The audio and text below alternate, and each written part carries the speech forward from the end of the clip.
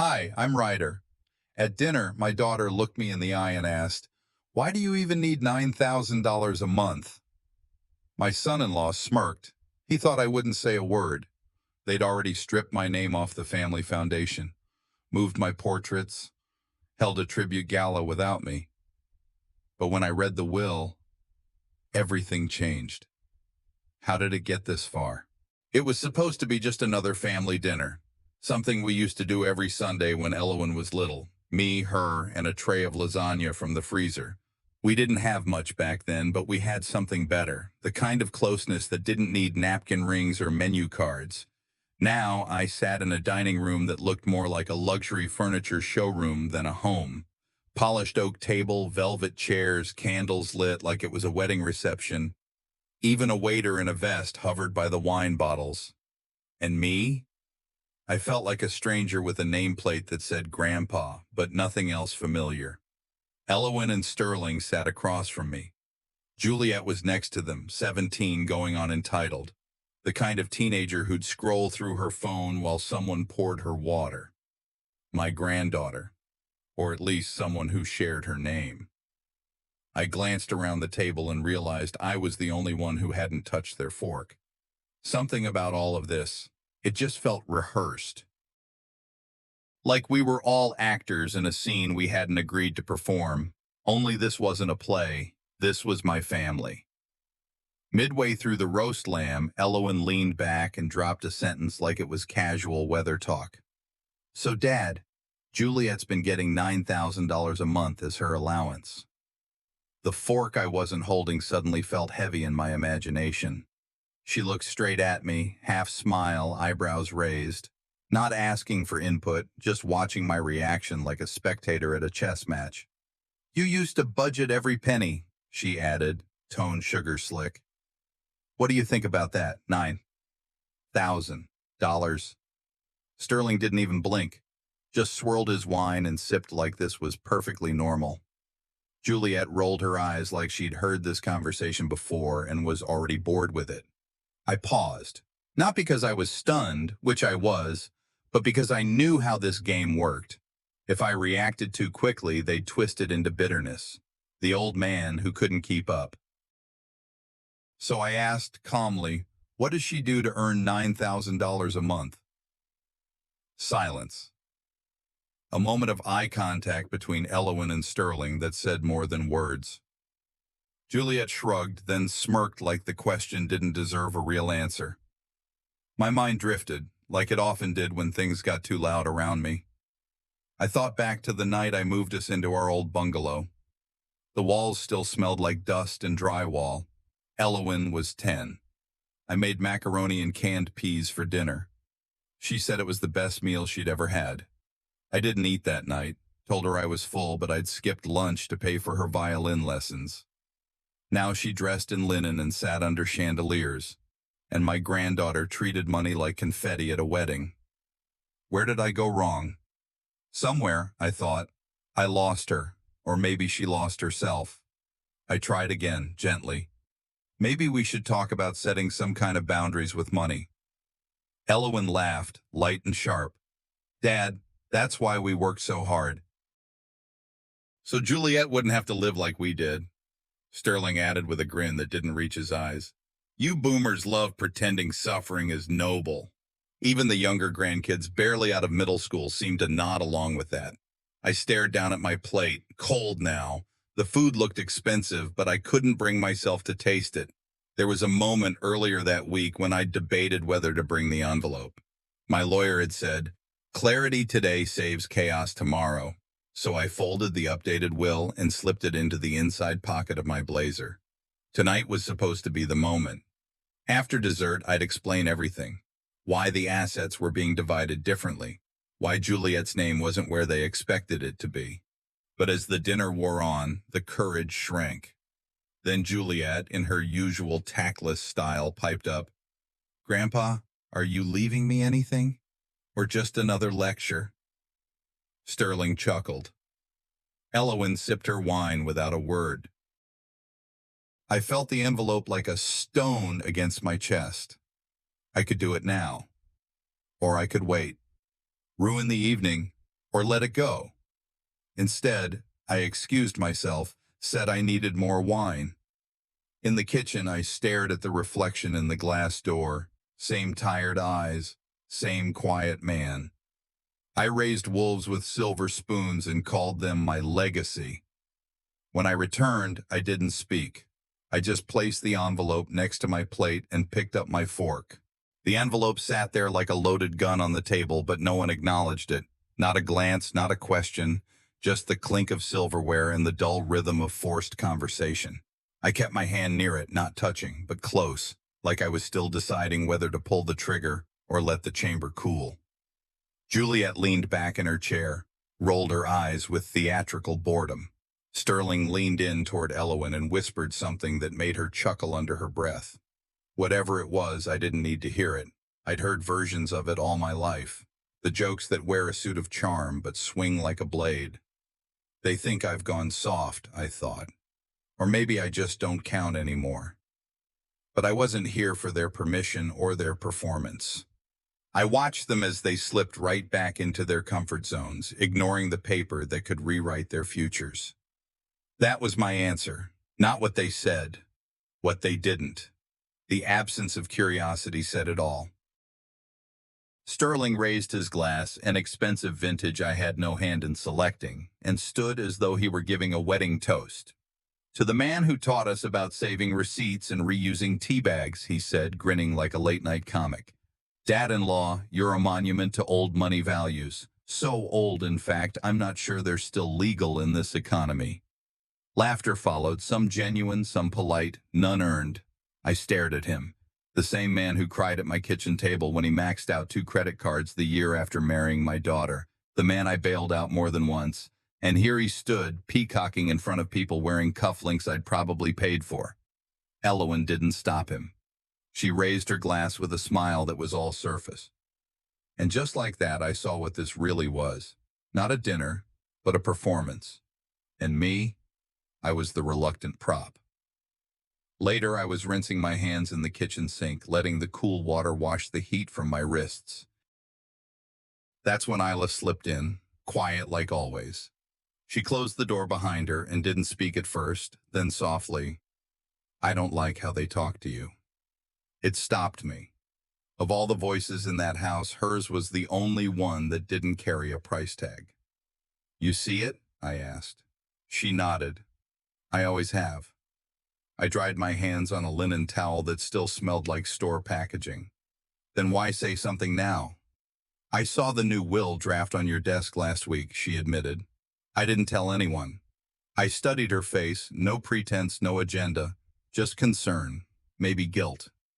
"Are you really going to change everything?" she asked. I folded the towel slowly. "You don't leave firewood by the fireplace unless you expect someone to light it." She didn't smile, but her eyes did something else. She saw me, really saw me, not as the aging grandfather who told bad jokes and gifted socks at Christmas, but as a man with a plan, a man tired of being polite. Back at the table, the game had begun, some twisted version of what would you do, each guest tossing out a hypothetical like it was harmless. "If you got left out of a will," someone asked, "would you sue?" Sterling leaned forward, already grinning. "Only if I spent 10 years doing the dirty work while the old man played chess with nostalgia." The table roared. And this time it wasn't polite laughter, it was sharp, ugly. They wanted a reaction. I gave them none. Instead, I folded my napkin, placed it beside the plate with the precision of a surgeon, and stood. "Are we boring you, Dad?" Elowen called out, her tone coated in sarcasm. I looked her dead in the eye. "I'm just realizing who raised who." And then I walked out. Isla followed. She always did when it mattered. On the porch, the night was cooler than expected. She didn't speak right away. "I should have said something sooner," she finally whispered. I shook my head. "You're not responsible for the silence you were taught to keep." She blinked like she'd never heard that said aloud before. "Are you okay?" she asked. "I'm not hurt," I said. "I'm preparing." "Can I help?" I didn't answer, but I didn't have to. My smile was the first one that evening that meant something. We stood in silence for a while, watching the backyard lights flicker against the dark. Then, when the night had cooled just enough, I stepped back into the house. The envelope was still on the table, untouched, unread. I picked it up and tucked it back into my coat pocket. "I'll read this tomorrow," I said to the room. Elowen's voice cut through the quiet. "What kind of stunt are you trying to pull?" I looked at her once, then at Sterling, then Juliet, every one of them frozen like they just felt the room shift. The kind where the truth waits, just long enough to hurt. I stood just outside the doorway long after the guests had drifted into idle conversation. The envelope lay untouched, still heavy with promises I dared not claim yet. I felt every eye wander and settle elsewhere. You'd think they were trying to ignore it, as if silence could bury truth. But silence now felt like a loaded gun. I remembered Sterling's toast, all pomp and applause, and Elowen's polite quiet. The nameplate on invitations had changed years ago. I wasn't even in the keycards anymore. Decisions were made, doors relocked, voices muffled when my name came up. They weren't forgetting me. They were erasing me. I closed the door behind me without sound and walked to my old office down the hallway I rarely used, my sanctuary, dusty with neglect, where memories and paperwork still awaited. I flicked on the lamp in my study. Late afternoon light filtered through blinds, dust dancing in the rays. I moved to the old walnut desk, opened the locked drawer I'd always kept shut since Elowen married. Inside, a folder titled Legacy Files for Elowen. I slid it out, hands trembling just a little. The contents, earlier drafts of wills, annotated ledgers, long unused share certificates bearing my signature. My eyes caught one certificate, 25% of Corwin Holdings, once mine, now reassigned. My heart hammered. They transferred my shares. Without telling me, I quickly began copying, scanning, backing up stuff to my laptop. Caution, control, I needed both. Dinner finished, but the tension followed me back. I later sat at the dining room rim and asked Elowen casually about quarterly revenue. She fumbled a number that didn't align with what I'd seen in public filings. She smiled. "Dad, you're behind on the times." But there was hesitation in her eyes, a flicker she tried to hide. I pressed, "Who authorized the reallocation of shares?"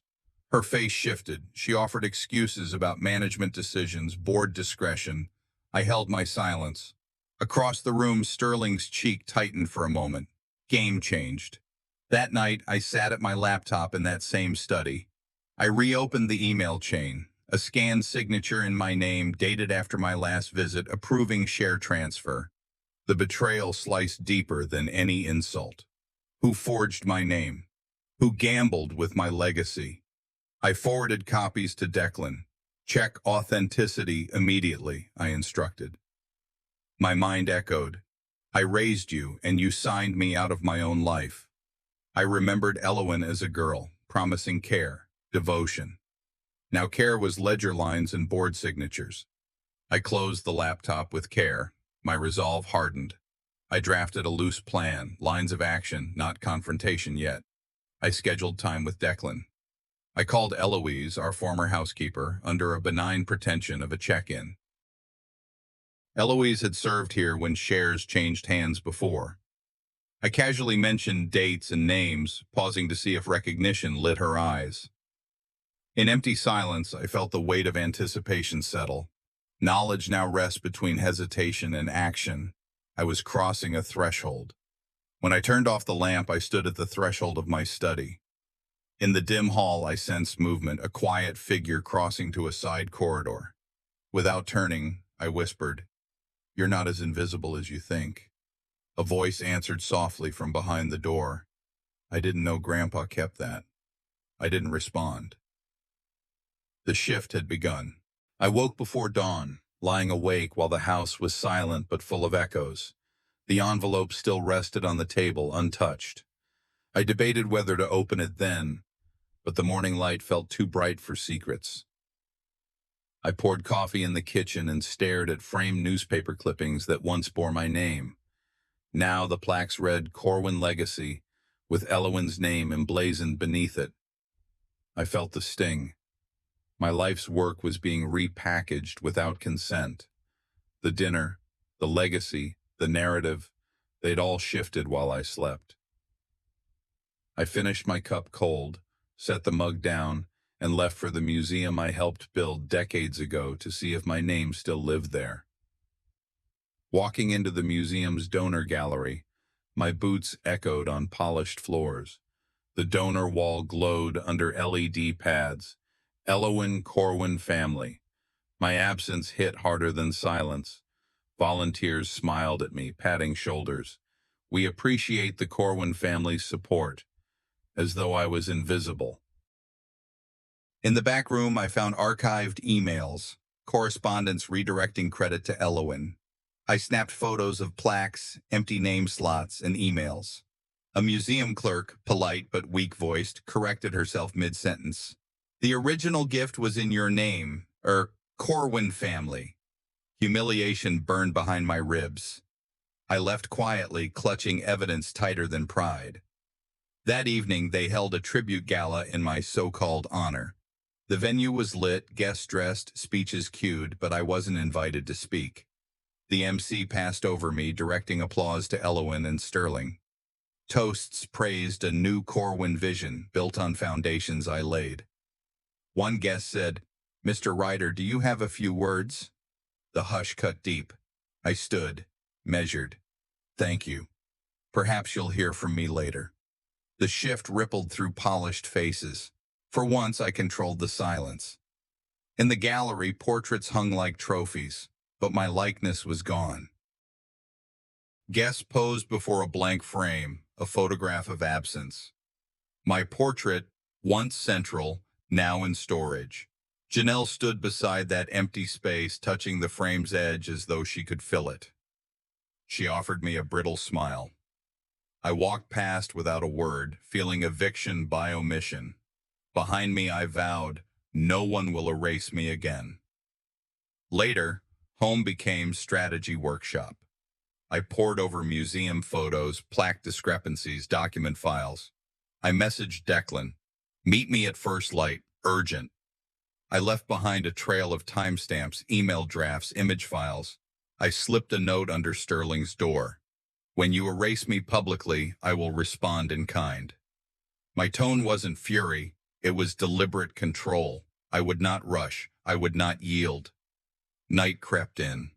I lay on my bed, eyes open, listening. Movement downstairs, soft steps. I slipped from the bed, crawled toward the hallway. The envelope was gone. My heart hammered, not with fear, but certainty. Someone walked in and removed it. I whispered, voice low, "So the war begins." In the darkness, that felt like victory. I drove out of town early, the sky still pale before dawn. The road was quiet, a ribbon cutting through my thoughts. I pictured the envelope, the night silence, the shifting glances. I rehearsed what I would say to Declan, how I'd prove they'd falsified documents. My palms felt tight on the wheel.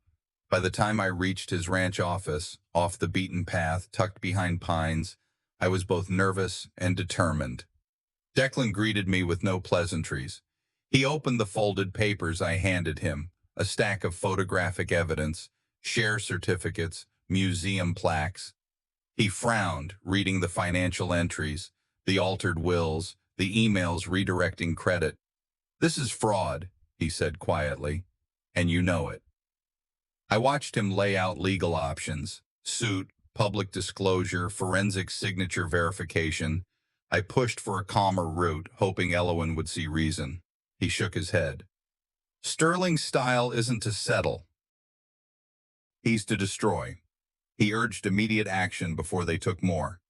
I hesitated, still holding out for reconciliation. Back home, I found Isla in the living room, lights dimmed, worried. I asked quietly if she saw who took the envelope.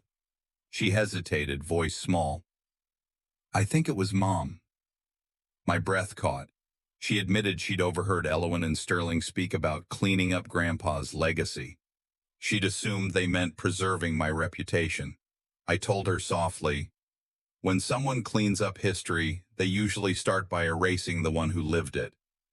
She looked at me with new eyes, realization and heartbreak mingling there. That evening, I insisted on dinner. No gala, no audience. Just us. Elowen, Sterling, Janelle, Isla. I stood, cleared my throat. I laid out the documents one by one, turning the pages slowly so each could see. Sterling scoffed. Elowen's face was tight. "This isn't betrayal," I said. "It's cowardice dressed in sophistication." Sterling leaned forward. "Go public with this, and everyone loses, especially you." I nodded, meeting his gaze. "Then let's test who can swim," I said. After the plates were cleared, Elowen remained. The others drifted away. She sat with the resealed envelope in her hand, silent for a long beat. She finally said, "You think they'd let me lead without distancing from you?" I asked her gently, "So you erased me?" She closed her eyes. "I didn't stop them. That's the same thing, isn't it?" A hollow ache echoed in my chest, not anger but grief for the daughter I thought I knew. I didn't reply immediately. Instead, I got quiet. Then I asked, "Can I ask something?" She nodded. I drafted a letter to the board at Corwin Holdings requesting an investigation. I instructed my accountant to freeze certain assets in my name. I changed locks on the study, secured files, and texted Declan. Stage 1 initiated. Before I left her room, I placed the envelope, now resealed, on her nightstand with a note, "Still yours to open." At 3 a.m., my phone buzzed. An unknown number. I answered, voice low. "You're making a mistake, Mr. Ryder. People like you vanish quietly." The line went dead. A warning or a promise. I sat in darkness, heart steady but sharp with purpose. I awoke to the glow of my phone. Isla's message, "Dad, don't read the paper." But I opened it anyway. The front page read, "Former Corwin CEO under investigation for misappropriation of funds." Beneath it, a photo chosen for its unflattering angle, gray hair highlighted, chin shadowed. The subheading implied I'd siphoned money from charitable funds. I felt my stomach sink. The attack wasn't amateur, it was surgical. A smear campaign crafted by someone who knew exactly which wounds to reopen. I folded the paper slowly, heart hollow but eye sharp. So they'd chosen war. I tucked the article in my pocket and dressed. The morning was cold, but this was colder. I drove to the bank straight away. The building stood glass and steel, sterile. Inside, the manager smiled through practiced calm. I asked to see my retirement account. He led me to a terminal display. "Authorized by power of attorney," he said. My pulse spiked. I demanded the paperwork. They produced a file showing that Sterling had filed for temporary control over my estate 2 months ago, citing cognitive decline. I scanned the documents. The signature, mine, was a forgery. Declan had told me he was never consulted. I called Elowen. Silence. My assets were being stripped in daylight. They weren't just trying to silence me, they were erasing me. Back home, a pale envelope sat on the front step. No name, only handwriting I recognized. I opened it to find printouts of Elowen's recent meetings with executives, deal sheets, emails, memos, and a note in Isla's handwriting. "I don't know who to trust anymore, but I trust what you taught me about truth." Her words struck a chord deep within me. Even in this storm, she remained my anchor. I replied mentally, "Keep your eyes open. Don't let them see your heart yet." Her courage, quiet though it was, became strength for me. I tucked the items into my jacket and carried them inside like talismans. Later, I met Declan's contact, Nora Reyes, a former FBI investigator.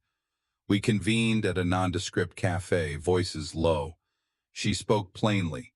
"This will get dirtier before it gets clean. Are you ready to be hated by people you love?" I met her gaze. I was already forgotten by them. Hate won't be new. We agreed on strategy. Code names, burner phones, discrete document tracking, forensic teams. I reclaimed my study, locked the doors, rerouted file servers, built my command center. This was no longer just legal maneuvering, it was war. That night I cooked for Isla, just us. I folded napkins into oak leaves, something I used to do when she was small. She paused mid-bite and said, "You remembered." I looked at her, small smile cracking across my face. It's what we do when we care, even when people try to forget us. We ate in near silence. No accusations, no need to fill space, just presence, strength. Later, I closed my laptop. An email appeared. Upcoming board vote, emergency meeting scheduled. I froze. My name not listed. I stared at the screen. They had moved without me again. But I built that table. This time, they forgot that. I shut the laptop quietly and waited.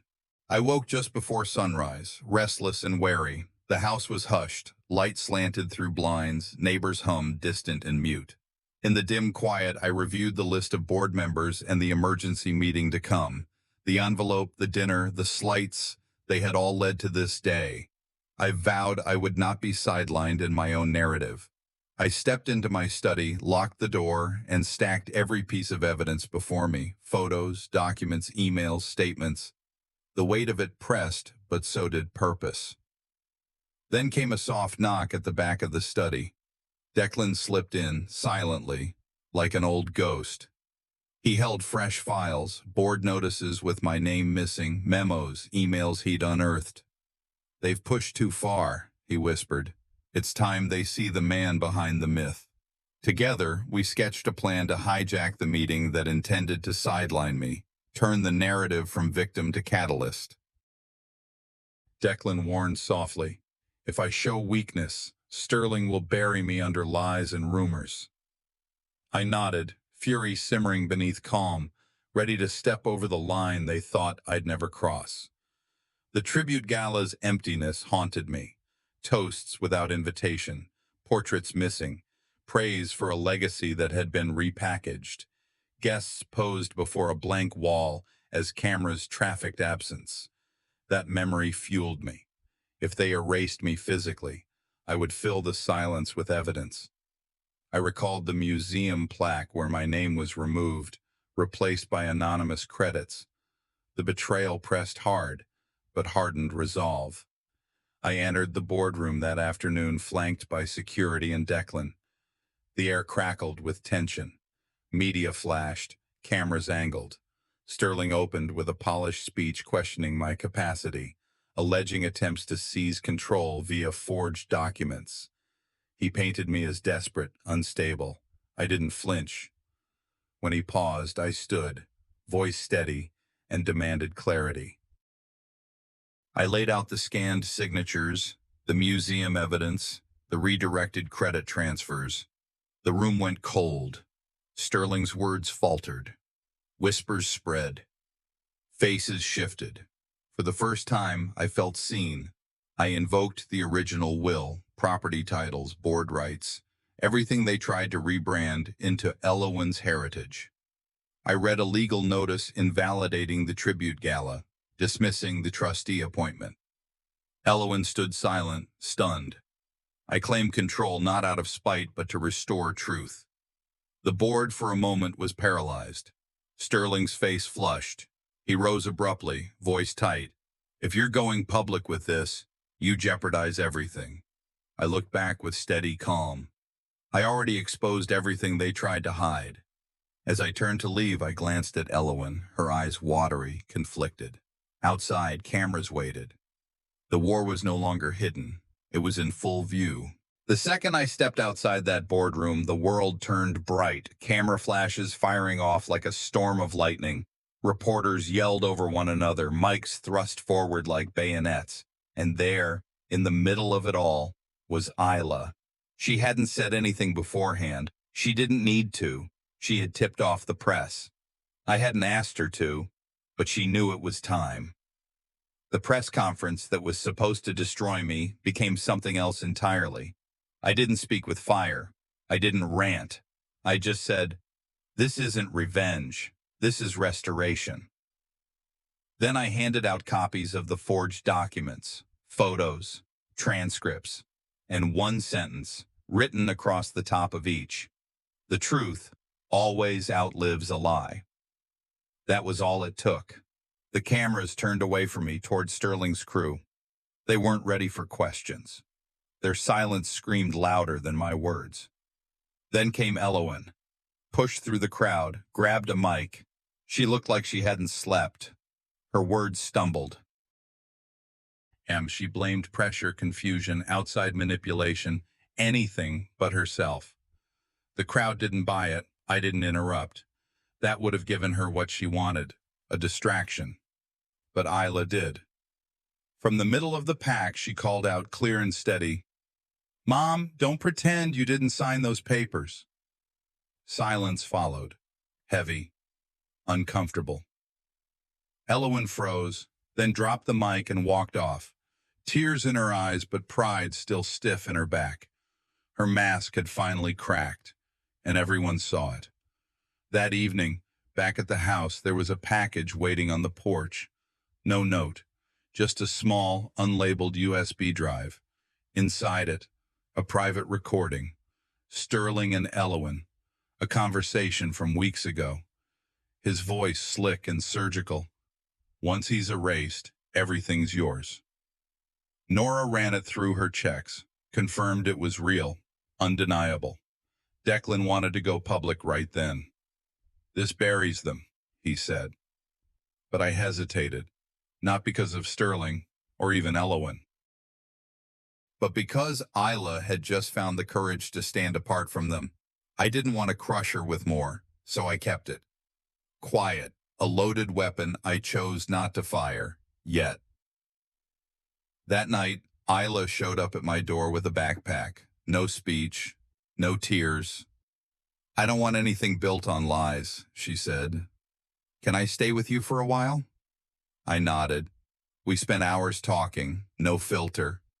She asked me things no child should have to ask. I didn't flinch. I gave her answers, honest ones. "Love doesn't disappear," I told her, "even when trust does." She stayed. Her presence steadied the house. It didn't fix things, but it made breathing easier. The next few days brought something I didn't expect: respect.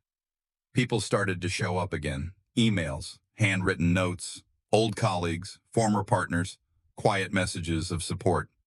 "You're still Mr. Ryder to us," one said. No headline changes that. The newspaper softened. Less scandal, more perspective. I walked through town again, head up. People nodded. A few spoke, some didn't. But they saw me now. Really saw me. Later that night, Isla was heading to bed when she paused at the hallway. "Dad," she said, phone in hand, "you might want to check the news." I turned to the TV, and there it was, the footage. Sterling's voice, raw and clear. The world had seen it now. The morning after the recording aired, the world didn't go quiet. It got louder. National anchors dissected the audio like it was a crime scene. Tone, pauses, motives, every word was peeled apart in prime time. Sterling issued a short statement through his lawyer, something about poor judgment and context lost in editing. No apology, just damage control dressed in legalese. Elowen didn't say a word. Not to the press, not to Isla, not to me. Her silence said more than any PR firm could spin. Inside the house, we stayed put, curtains drawn, phones ringing like smoke alarms. I didn't pick up a single one. Mid-afternoon, Isla knocked gently on my door. "I'd like to meet with a lawyer, alone." I just nodded. Later, she came back from that meeting with a fire in her eyes I hadn't seen before. "I'm removing myself from all of it," she said. "Every asset tied to Sterling's name, I don't want it." I asked if she was sure. She looked me dead in the eye. "I want my name to mean something more than a trust fund." Then she added something I didn't expect. "I asked them to set up a scholarship in Mom's name for kids who come from nothing. The mom I wish she could have been deserves that. Even Nora, who'd seen things that'd make most people numb, called it radically brave. That night, I sat down with the attorney again. This time, no confusion, no fear, just clarity. We rewrote everything. Elwyn and Sterling were removed entirely. My shares, the estate, everything I'd built, redirected. Isla, and a youth foundation in the heart of the city we once tried to clean up with charity galas, but never truly touched. No press release, no public announcement. Just a man fixing what he could, while he still had time. For each person involved, I left a sealed letter, locked in my safe to be opened only when I'm gone. To Sterling, to Elwyn, even to Isla. In every envelope, the same line: justice isn't revenge. It's clarity. And then, life got slower. I started volunteering again at the community center. Nothing flashy, helping fix leaky sinks, sorting donation bins. Kids didn't care who I used to be.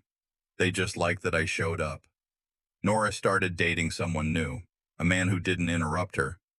She smiled differently now, like she wasn't constantly bracing for impact. Declan and I still worked on some legal things, but mostly we just fished. Quiet mornings, bad coffee, and not much talking. It was enough. I wrote in my journal again, not to relive pain, just to track growth. I repaired old tools, brought back my garden, even painted the fence out front. People from the neighborhood started stopping by again. We talked weather, baseball, nothing deep, but it mattered. The silence inside me started to feel peaceful instead of hollow. Some nights I'd pour 2 cups of coffee, one for me, one for no one. Habit, or maybe something else. I didn't feel bitter. I just remembered. I forgave Elwyn. Not out loud, not in some letter, just quietly, so I could breathe without clenching my chest. I never got an apology, never expected one. And I never wanted Isla to carry any of it forward. She didn't. She walked lighter now. Still serious, still stubborn, but different. Better. One evening, she was laughing on the porch with a friend from college, the kind of laugh that didn't carry baggage. I watched through the screen door, a mug in my hand. "You did good, old man," I whispered. I wasn't talking to anyone really, or maybe I was. That night, I stepped outside to lock up. The porch light buzzed faintly above me. An older man in a brown coat stood at the bottom step, hair thinned, eyes sharp. "You're Ryder, right?" he said. I nodded. He held out a hand. "You once worked with my daughter." I froze. The name he gave me, it was one I hadn't heard in years. And just like that, a new story began.